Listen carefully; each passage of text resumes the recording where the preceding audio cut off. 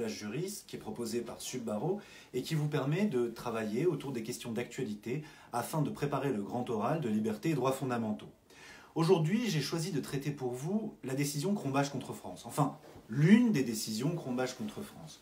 En réalité, il s'agit de traiter de la règle non bis in idem. Avant de traiter de cette règle à proprement parler, revenons sur le contexte.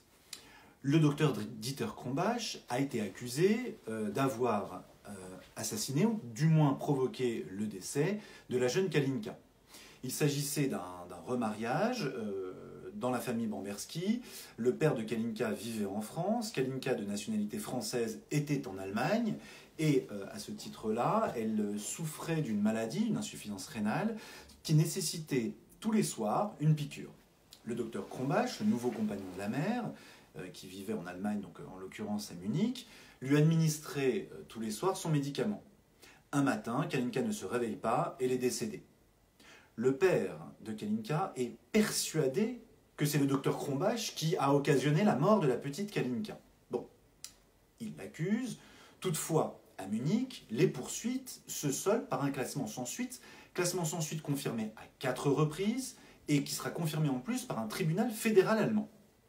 En France, on utilise la vieille procédure de contumace pour parvenir ici à une condamnation du docteur Dieter Cronbach en son absence. La chambre criminelle de la Cour de cassation a eu à connaître de cette affaire dans la décision du 12 mai 2009. Nous y reviendrons. Par la suite, la Cour européenne des droits de l'homme, dans une première décision Cronbach contre France, a estimé que la procédure de contumace en France qui s'appliquait lorsque l'accusé n'était pas présent, mais lorsqu'il n'était pas présent, l'accusé ne pouvait même pas être représenté, ni même exercer une voie de recours. Donc la procédure en question était considérée comme contraire aux dispositions de la Convention européenne des droits de l'homme. Le docteur Dieter Cronbach, par la suite, a été enlevé en Allemagne, ramené en France par des complices du père de Kalinka, où il a été jugé et condamné à 2 reprises, par 2 cours d'assises successives, à 15 ans de réclusion criminelle. La Cour européenne a donc été saisie par la suite, ce qui donne lieu à cette décision de la CEDH du 20 février 2018. Pouvait-on à nouveau juger le docteur Dieter Cronbach alors que précédemment en Allemagne, il avait bénéficié d'une décision qui constituait ici une décision de non-condamnation? On ne peut pas dire ici un acquittement puisqu'il s'agissait de décisions qui avaient été prises dès l'enquête, montrant qu'il n'y avait pas de preuves contre lui. Alors, la Cour européenne a rendu une décision d'irrecevabilité. Elle estime, dans sa jurisprudence, que l'article 4 du protocole additionnel numéro 7 à la Convention européenne des droits de l'homme, qui pose la règle non bis in idem, ne s'applique qu'entre des décisions d'un même État membre.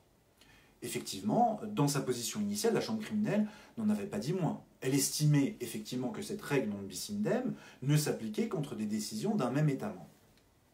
À ce titre-là, cette règle, dans cette application, reçoit justement une application assez classique de ces dispositions. Toutefois, il convient de remarquer que cette règle est une règle extrêmement complexe, qui varie d'une juridiction à l'autre et d'un ordre juridique à l'autre, parfois même au sein d'un même pays. Alors je m'explique. En France, l'article 4 du protocole additionnel numéro 7 pose cette règle non bis in idem qui s'applique contre des décisions de juridiction d'un même État membre. Dans l'ordre constitutionnel, l'article 8 de la Déclaration des droits de l'homme et du citoyen prévoit une règle selon laquelle le législateur ne peut établir que des peines évidemment et strictement nécessaires. Cela a conduit le Conseil constitutionnel à en déduire une règle non bis in idem qu'elle a inaugurée à l'occasion notamment du délit d'initié et du manquement d'initié. Ainsi, dans une décision rendue plus tôt, elle avait estimé que lorsqu'une personne était condamnée pour manquement d'initié par l'autorité des marchés financiers, elle ne pouvait pas, par la suite, être à nouveau condamnée pour délit d'initié par les juridictions criminelles. Le législateur en a tiré toutes les conséquences. On pensait alors avoir une règle non bis in idem qui s'appliquait tant dans l'ordre constitutionnel que dans la Convention européenne des droits de l'homme.